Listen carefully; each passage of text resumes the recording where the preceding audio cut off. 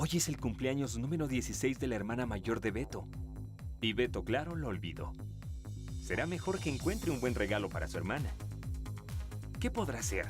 ¿Una muñeca? No, Lolita ya no juega con ellas. ¿Chocolates? ¡Chocolates! ¡Claro! Pero, ¿dónde conseguirlos? Rafa, el mejor amigo de Beto, dice que los chocolates se dan en una rara planta sembrada por extraterrestres en el río Nilo. En ella brotan de ramas de caramelo y... bueno, tal vez Egipto esté un poco lejos para regresar antes de que partan el pastel. No te preocupes, no debes ir hasta el río Nilo para conseguir chocolates. Pues hoy en Sabes Cómo Se Hace, te mostraremos la forma en que se fabrica este delicioso dulce. También aprenderás cómo se hacen las velas. Primero acompáñanos por este dulce recorrido a lo largo de una fábrica de chocolate.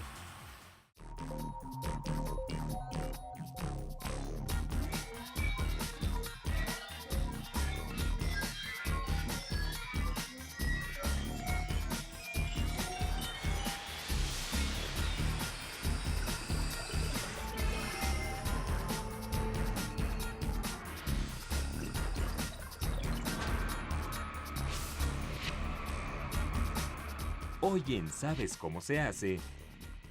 Hasta donde sabemos en la actualidad, no hay una planta en el río Nilo sembrada por extraterrestres donde florezcan barras de chocolate. No, el chocolate es originario de nuestro continente, pero seguro los antiguos pobladores de Mesoamérica, como los olmecas, mayas y mexicas, no conocían el dulce sabor del chocolate como lo conocemos y bebemos hoy, pues bebían la pasta extraída del grano de cacao aderezada con chile. Para algunas culturas como la maya, el chocolate era tan importante que ocupaba un lugar en su mitología, pues el dios Ecchua, dios de la guerra y de la destrucción, era también considerado patrono del cacao. Cuando los conquistadores españoles llevaron este producto a Europa, los habitantes del viejo continente pensaron que el cacao sabría mejor mezclado con leche y azúcar. Su nombre actual, como su preparación, provienen de la fusión de ambas culturas, pues los aztecas lo llamaban xocolatl, que quiere decir agua espumosa, y luego de muchas deformaciones, la palabra se asentó en el español como chocolate. Este delicioso y nutritivo alimento está presente casi en todos los aspectos de nuestra vida. Para obtener un chocolate como el que compramos en las dulcerías, hay dos procesos básicos: la transformación del grano de cacao y el moldeado del chocolate. Con la transformación del grano de cacao se obtienen tres principales materias primas: el licor de cacao, la manteca de cacao y el cacao en polvo. Y cada uno puede servir para distintos productos. Por ejemplo, la manteca puede usarse para fabricar maquillajes y cremas. La transformación del cacao comienza cuando la empresa recibe los costales llenos de grano. Casi todo el grano que se extrae en México proviene de Tabasco y Chiapas, y cabe mencionar que el cacao mexicano se considera el de mejor calidad en el mundo. Para seguir siendo líderes en cacao de calidad, es necesario que las empresas seleccionen solo los mejores granos.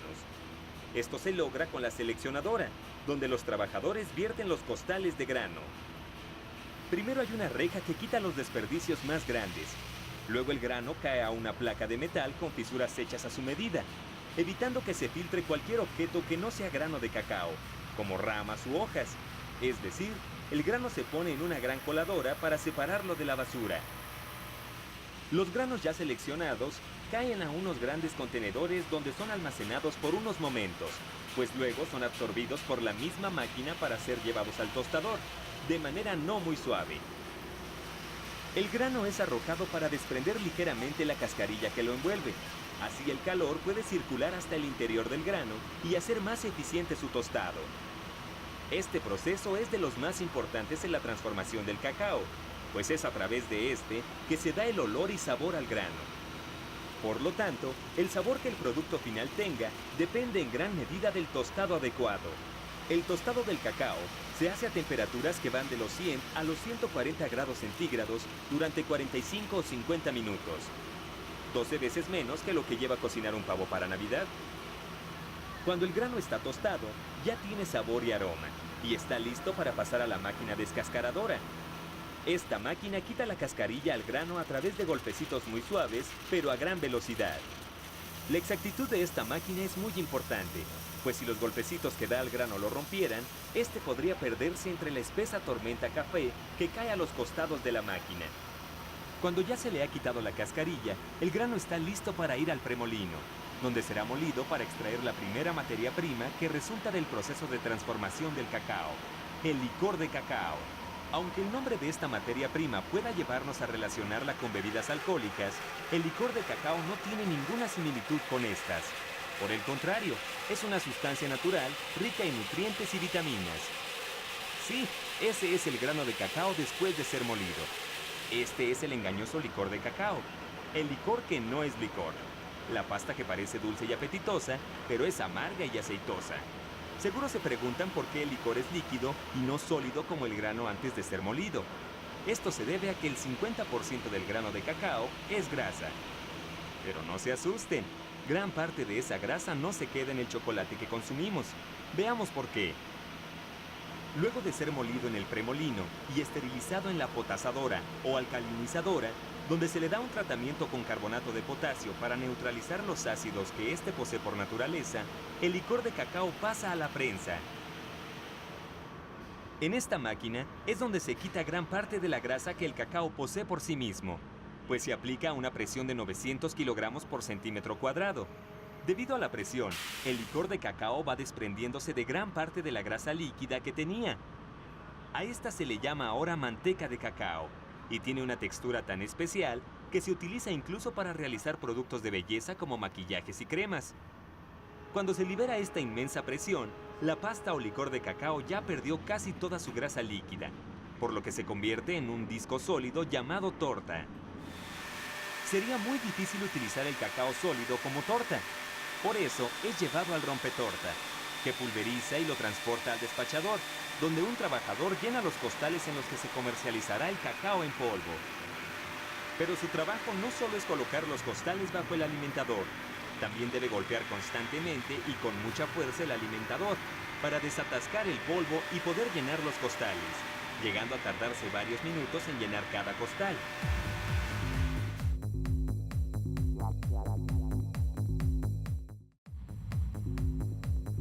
¿Recuerdan el licor de cacao?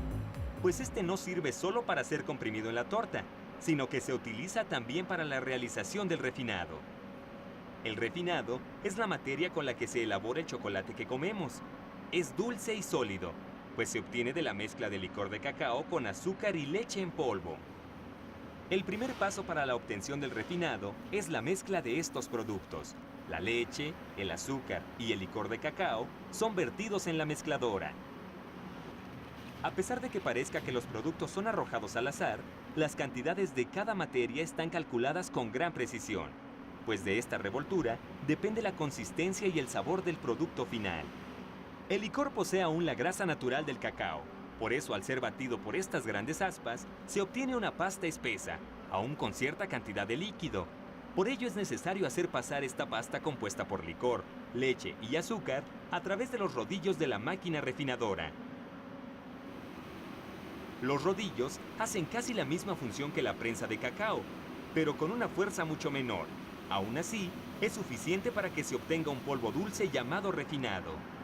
El refinado es transportado en estos carros hacia los tanques o conchas, donde es batido por periodos muy largos, de más de 24 horas. Imagínate, podrías ir a la escuela, regresar a casa, jugar con tus amigos, ver la televisión, hacer tu tarea, y cuando te fueras a dormir, el tanque aún no pararía de batir el refinado de cacao. Cuando este periodo termina, la cobertura de chocolate está lista, su sabor es dulce y su textura cremosa. Pero espera, Beto, el chocolate aún no está listo. Todavía falta darle la forma final, como podremos comprarlo en la dulcería. Esto se hace en el área de moldeado de chocolate. A pesar de que hay una enorme variedad de presentaciones de chocolate, todas siguen el mismo procedimiento. Pasan por una larga línea de producción donde la cobertura de chocolate es vertida en el molde. Ahora veremos cómo se elabora un chocolate con relleno. El primer paso es colocar los moldes bien limpios en la línea de producción. De esto se encarga una trabajadora. Ella pone cada molde bien alineado en una casilla distinta, pues si los moldes estuvieran chuecos, se echaría a perder todo el proceso, pues todos están sincronizados entre sí. Una vez colocados los moldes, a cada ranura se le coloca un antiadherente comestible, para poder ser separado fácilmente cuando el chocolate esté terminado. En esta parte es donde se coloca la deliciosa cobertura que compone la parte exterior del chocolate. El molde se eleva para evitar que se desperdicie el rico material. El molde pasa a una cama de agitado para que la cobertura se distribuya bien en todo el molde y el chocolate tenga la forma deseada. ¡Pero esperen! ¿Cómo se le mete el relleno al chocolate? Para esto, el molde pasa a la cama de volteo, donde se le retira el chocolate del centro. Así, la cobertura adquiere la forma de una olla donde podrá colocarse el relleno. Para que el chocolate conserve esta forma en las demás partes del proceso, pasa a la cámara de enfriamiento, que es como un gran congelador donde la cobertura se hace rígida. El relleno puede hacerse casi de cualquier dulce o fruto. En esta ocasión se le colocan trocitos de cereza. Pero el relleno no termina ahí, pues aún se le agregará un dulce de fresa. Su textura será uniforme gracias a que es colado para evitar que se filtren grumos al interior del chocolate.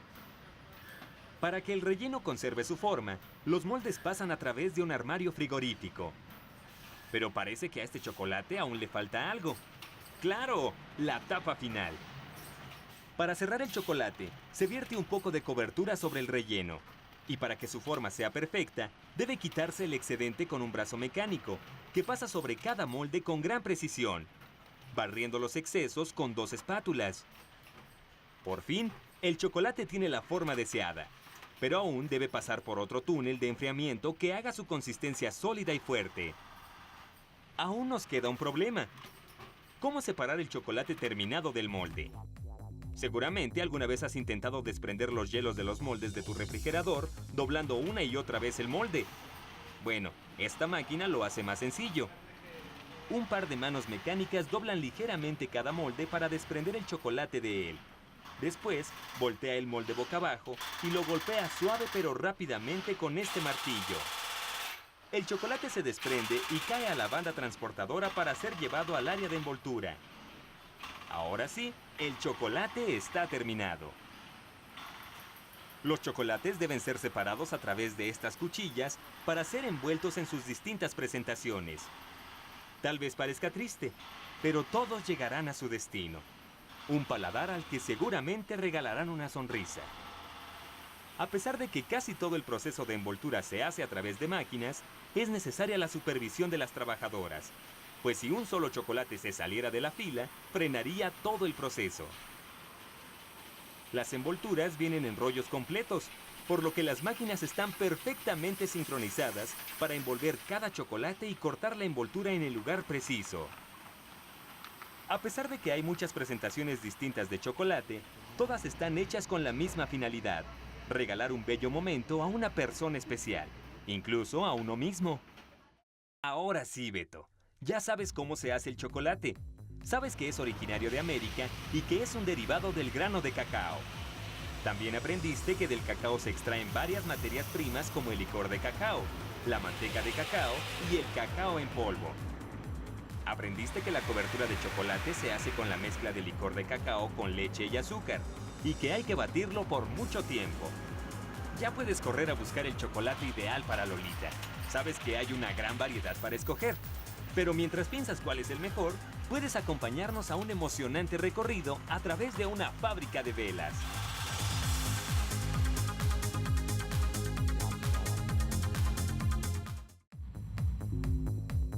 ¿Has oído hablar de las velas?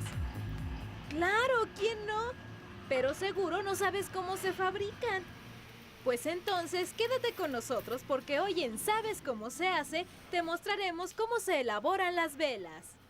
¡Acompáñanos! Para elaborar una vela de parafina, el primer paso es... ¡Claro! La parafina. Esta se recibe en grandes bloques, fríos y pesados. Es difícil creer que esta sea la misma parafina que nos quema al caer en las pequeñas gotitas sobre nuestras manos. Pero para que la parafina pueda ser moldeada, debe estar en estado líquido, por lo cual pasa a estos grandes tanques donde se derrite a base de calor. Estos contenedores pueden llegar a almacenar hasta 15 toneladas. Pero veamos ahora el esqueleto de una vela. Sí, este delgado y flexible hilo llamado pabilo es el esqueleto de una vela. No se dejen engañar por su flexibilidad, ya que dará forma y tamaño a la vela. Pero antes, debe darse forma al pabilo, pues se recibe en forma de carretes. Es una trabajadora la que se encargará de hacerlo. En esta mesa de corte, la trabajadora ajusta las cuchillas al tamaño que deberá tener la vela terminada. Luego, enreda muy bien el hilo para que todos los pabilos tengan el mismo tamaño. Ahora sí, un tironcito más, listo. Nuestro pabilo tiene el tamaño deseado y debe pasar con otra trabajadora que se encarga de anudar los extremos, con lo que se evita que se deshebre y pierda su forma. El esqueleto de la vela está listo para comenzar a hacer su cuerpo con la parafina.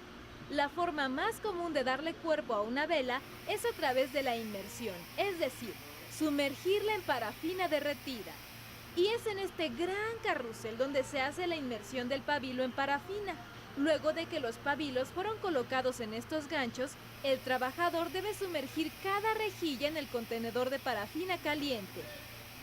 Inmediatamente después de sacar los pabilos, el trabajador debe pulirlos con sus propias manos para que la vela final sea tersa y resistente, pues de esta forma también elimina burbujas de aire que podrían hacer la vela más débil y quebradiza. Con cada baño, el pabilo adquiere una capa de 1 milímetro de espesor y cada vela tiene un grosor entre 5 y 9 milímetros, o sea que este trabajador deberá dar un promedio de 7 baños a cada rejilla de pabilos, proceso que le llevará 14 horas y realizará en 2 días de trabajo. Pero al terminar obtendrá un producto muy especial, pues las velas hechas a mano poseen un acabado único y una forma muy peculiar. Su textura es muy apreciada, pues es más rugosa que la de las velas hechas a máquina, gracias al pulido manual que da el trabajador, por lo que refleja un arduo esfuerzo y seguramente algunas quemadas. Otra forma de hacer velas es en esta máquina, que trabaja con moldes y puede llegar a producir 4000 velas por hora. No todas las velas son pequeñas columnas de parafina con pabilo. De hecho, las velas pueden tener casi cualquier figura que imagines.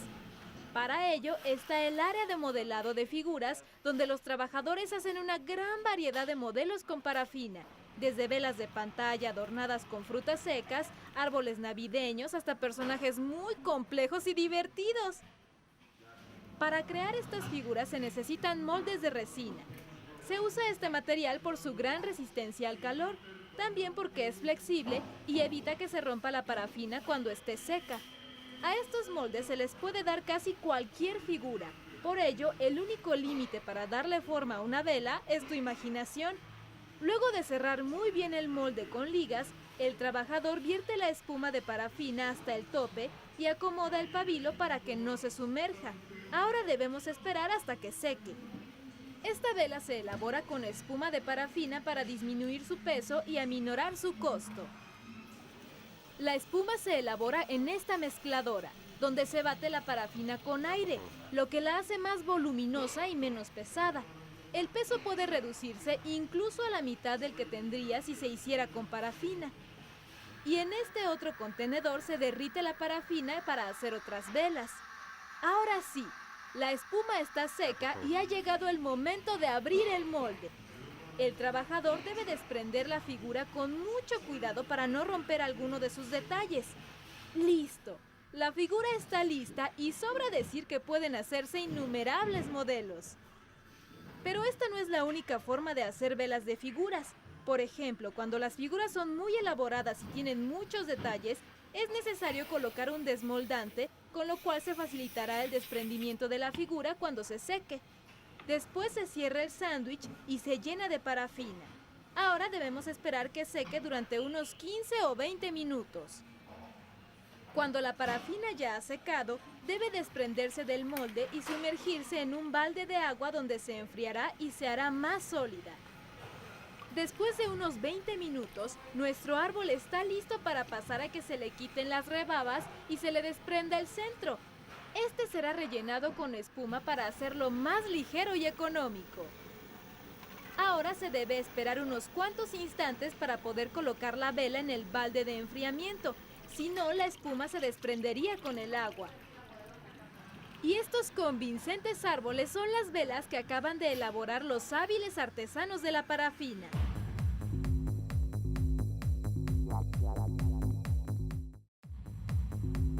Ahora veamos cómo elaboran otro tipo de velas, las velas con pantalla. La pantalla es una especie de vaso hecho con parafina y adornado con frutas secas o cualquier otro objeto. Para elaborar la pantalla se necesitan moldes de este tipo. Son como una olla de metal con forma cuadrada o redonda según la vela que se desea hacer y tienen también un segundo vaso para mantener hueco el centro. Primero, debe colocarse el adorno.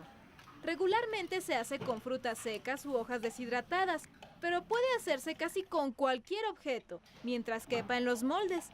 Después, se vierte parafina hasta la mitad del molde y se espera un poco para que se seque. Debe hacerse de esta forma porque la parafina se encoge un poco al secarse. Cuando ya se ha secado la parafina, el molde es llenado totalmente y se deja secar de nuevo. Posteriormente, las trabajadoras retiran el exceso de parafina. ¡Listo! El molde ya no tiene exceso de parafina y ha llegado el momento de desprender la pantalla. Para esto, debe pasar una gran tina llena de agua caliente. En ella, un trabajador moja el molde y lo separa pieza por pieza. Primero el vaso de abajo y luego el de arriba. Ahora las pantallas deben pasar un ligero baño de agua fría para endurecerse. Cuando las pantallas ya se han endurecido, es momento de darles un primer pulido en una mesa de metal caliente para quitar las imperfecciones y rebabas que pueden tener. Y claro, esto debe hacerse con todas las velas. Antes de colocar la vela o cartucho en la pantalla, debe ponerse un poco de parafina en el centro para hacer un pequeño suelo que sostenga el cartucho. El cartucho se coloca dentro de la pantalla y luego se le pone más parafina para dejarlo bien firme. El espacio que queda libre aún es para el gran toque final, el aroma. El aroma se mezcla con parafina para mantenerlo en la vela y también para diluirlo, pues si no su esencia sería extremadamente fuerte. De hecho, casi todas las velas aromáticas tienen alrededor de 3 y 6% de aroma. Cuando las figuras de parafina están terminadas, pasan al área de pintura. Con aerógrafo o con pincel, estas artesanas se dedican a dar vida a las figuras. Es aquí donde una vela deja de ser una figura de parafina con pabilo y se convierte en un objeto especial. Los detalles son muy importantes, por lo que las trabajadoras pintan con gran cuidado y usan pinceles de pelo de Marta, considerados los de mejor calidad para la pintura, por la gran absorción de sus cerdas y su flexibilidad, gracias a la cual regresa siempre a su forma original. Olvidé decirles que la Marta es un animal muy parecido al hurón. Pero las figuras no son las únicas que se perfeccionan en esta área. También las pantallas llegan aquí para ser pulidas con calentadores que derriten una capa pequeñísima de parafina que luego es pulida con un trapo para dejar la pantalla suave e impecable. Las velas de pantalla por fin están terminadas y son envueltas en papel celofán. Como la parafina es un material frágil, las velas deben ser envueltas en este plástico con burbujas. A pesar de que los procesos de fabricación de todos los tipos de velas son muy parecidos y que todos se elaboran con parafina, ya sea a través de inmersión o por moldeado de figuras, estos se diferencian principalmente por la forma en que se detallan. Por ejemplo, aquí se elaboran los ornamentos de los cirios, que son velas usadas en ceremonias religiosas. En este tipo de velas, los detalles son muy importantes, pues representan muchas cosas para quienes las usan. El primer paso para la creación de estos ornamentos o adornos es el encerado del papel metalizado. Al papel se le coloca una primera mano de cera con una brocha, y luego es remojado solo por un lado en una gran tina llena de una mezcla hecha a base de cera de abeja y parafina. Posteriormente se le retira una capa transparente al papel para darle un acabado muy peculiar con una apariencia antigua. El papel encerado se corta en estas delgadas tiras, cuya medida está hecha en relación con los moldes de los ornamentos. Las trabajadoras aplanan el papel encerado sobre el molde para plasmar bien la figura. Para esto usan una prensa de rodillo. El rodillo gira para presionar todo el molde.